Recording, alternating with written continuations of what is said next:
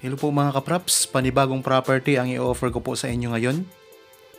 Simula po dito ang boundary ng property. Ito ang frontage. Ang property po na i-offer ko sa inyo ngayon ay naka-frontage sa Barangay Road. Bali, dalawang property po ito na may parehong sukat na 3,400 square meters bawat isa. Tapos ang frontage ng bawat isang property mga kapraps ay nasa 55 meters. Ito po ang binabaybay natin ngayon.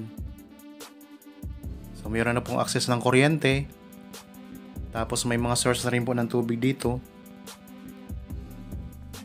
Ang mga signal din po ng iba't ibang network ay malakas din dito mga kapraps. Ang loob ng property mga kapraps ay may mga tanim din po na mangga.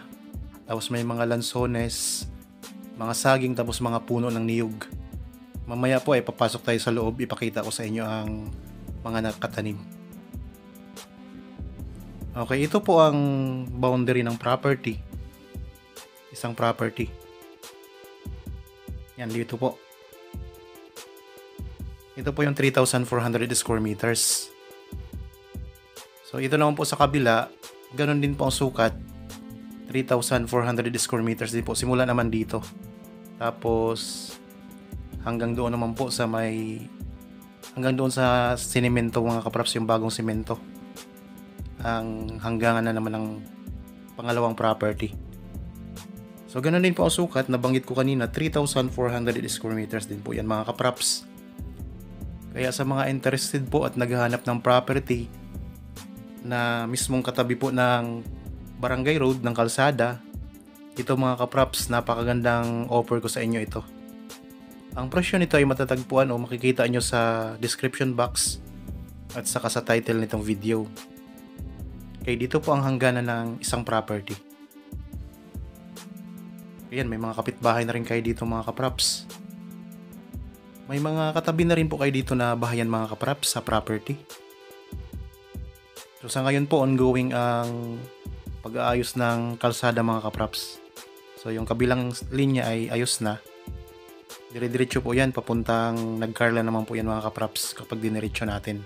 Magandang araw po mga kapraps. Welcome back sa Badshot Properties channel. Ako po si Bads, ang inyong makakasama para sa ating virtual viewing. Para sa mga bago pa lang po sa aking channel, huwag niyo pong kalimutang mag-subscribe at pindutin na rin po ang notification bell para maging updated kayo sa mga bagong property na available. Tara na po!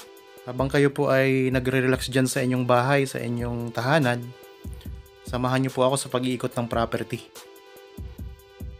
Kung sakaling naghahanap pa kayo ng ibang mga sukat pa ng property, ayan, marami pa tayong nakapost dito sa channel mga kapraps. Pwede kayong mamili. Mamili lang kayo dyan sa mga nakapost namin. Okay, nandito na tayo sa loob ng property. So ang mga tanim dito ay may mga puno ng mangga. Ayan ang mga puno ng mangga mga kapraps. Tapos may mga lansones, may mga puno ng niyog, mayroon kay mito. Mayroon din pong mga iba pang mga tanim dito sa loob mga kapraps. Ayan, may linya ng kuryente. Ayan ang linya ng kuryente. Oh. Katabi lang din po ninyo mga kapraps. Kasi tabing-tabi po tayo ng kalsada eh. So nandyan po ang linya ng kuryente. Pantay na pantay ang lupa. So pwede kayong magtayo dito na inyong bahay mga kapraps. May bahay kayo, tapos meron kayong farm. May puno din po ng kawayan. Ayan ang mga puno ng kawayan. Oh. Tapos dito sa kabilang side, ayan, may pader na mga kapraps. Pader po yan ng kabilang property. Siyempre, nasasakop na rin po kayo yan mga kapraps. Magiging pader nyo na rin po yan. Tapos kung gusto nyo magpagawa ng kubo, ayan, pwede kayong pumutol dyan sa inyong punong kawayan. Oh. Ayan ang lansones naman. May mga lansones din sa loob. Ito, lansones. Tapos mga puno ng niyog.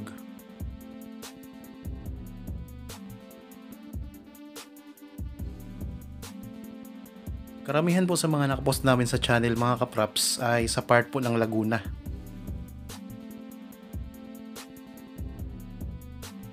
So mayroon din pa ilan-ilan na sa Quezon. Pero dito sa Laguna talaga ang focus namin kasi malapit lang kami dito mga kapraps. Meron tayong Liliw, Nagcarlan, Santa Cruz, Victoria, Pila. Ito, Pila po ito mga kapraps. Tapos meron tayong Mahayhay, Kalawan. Tapos meron din tayong Cavinti mga kapraps.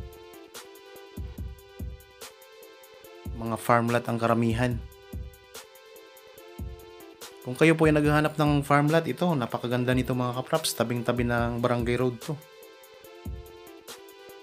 Kung sakaling interested po kayo, pwede kayong tumawag sa mga number namin. Nandyan po sa kaliwang bahagi ng inyong mga screen. Mayroon tayong Viber, cellphone number, Facebook account, Facebook Messenger mga kapraps.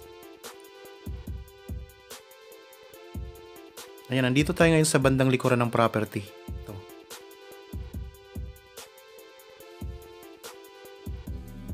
Ang distansya naman pala nito mga kapraps sa mismong proper ng Pila ay nasa 5 to 6 minutes drive lamang.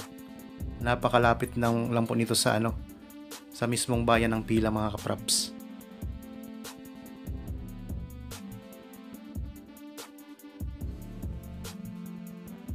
Okay, napuntahan na natin, narating na natin ang dulo. Tayo pa ipabalik na uli sa may front ng property. Dito natin kasi tayo ngayon sa bandang likuran.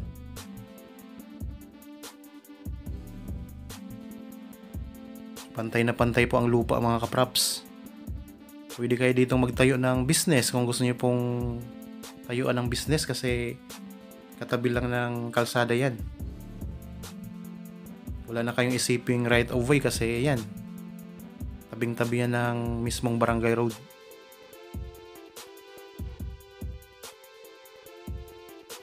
So ulitin ko po, ang property na i-offer ko sa inyo ngayon ay dalawang property ito. Pareho pong may sukat na 3,400 square meters. May frontage po na parehas po na nasa 55 meters mga kapraps. Okay, ito na po ang pinaka-front ng property. Itong direksyon na ito mga kapraps ay papunta po sa pinaka-proper ng bayan ng Pila. Yan. Tapos ang kabila naman po, itong kabilang direksyon, pag diniretso natin to, ang labas po nito ay highway ng papuntang Nagcarlan at sa Kalawan mga kapraps. Ang bayan ng Pila mga kapraps ay kilala sa may mga natitira pa ring mga lumang bahay, mga ancestral house. Tapos ang mga katabing bayan kagaya ng Kalawan ay kilala sa mga matatamis na pinya. So marami po tayo ditong mga pwedeng pasyalan. Ayan mga kapraps, mayroon kayong kapitbahay. Kaya yan ang kabuuan ng property. Sana nagustuhan nyo po ang property na ino-offer namin sa inyo ngayon mga kapraps. Para po sa bago pa lang sa aking channel at napadaan lamang po dito sa aking channel, huwag nyo pong kalimutang mag-subscribe at pindutin na rin po ang notification bell para maging updated kayo sa mga bagong property na i-offer po namin mga kapraps. Maraming salamat po. God bless po sa ating lahat.